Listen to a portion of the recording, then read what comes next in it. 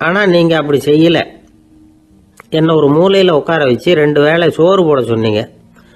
உங்களை தேடி யார் வந்தாலும், யார் வந்து பாராட்டி பேசினாலும் அல்லது பிரச்சனைகளை சொன்னாலும் நீங்கள் செய்கிற ஒரே காரியம் சோறு போடுறது தான். பிச்சைக்காரனுக்கு சோறு மட்டும்தான் உலகம். உங்கள் விஷயத்திலையும் நீங்கள் அப்படி தான் நினைக்கிறதாக தெரியுது. நல்லா கவனிங்க. எந்த ஒரு பிரச்சனைக்கும் சோறு தான் முடிவுன்னு நினைக்கிறீங்க பாருங்கள். நீங்கள் சந்தேகமில்லாத எங்களை சேர்ந்த ஆள் தான் அப்படின்னு விட்டான் அந்த பிச்சைக்காரன். அதுக்கப்புறம் தான் அந்த ராஜா தன்னுடைய தவறுகளை எல்லாம் தேர்த்திக்கிட்டாராம். பசின்னு வர்றவங்களுக்கு சோறு தான் போடணும், அது தப்பு இல்லை. பாராட்ட வர்றவங்களுக்கெல்லாம் சோத்தையே போட்டு அனுப்புனா இப்படி தான் பேர் வரும்.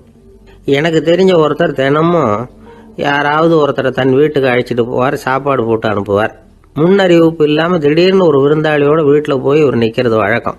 அந்த அம்மாவும் இவருக்காக தயார் பண்ணி வச்சிருந்ததை இவர் அழைச்சிட்டு வந்திருக்கிற விருந்தாளிக்கு போட்டுருவாங்க.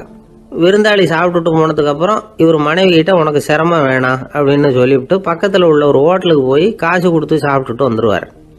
பல நாள் இப்படி நடக்கும். ஒரு நாள் அவரை தனியாக கூப்பிட்டுக்கிட்டு போய் ஏன் இப்படி பண்ணுறீங்கன்னு கேட்டோம்.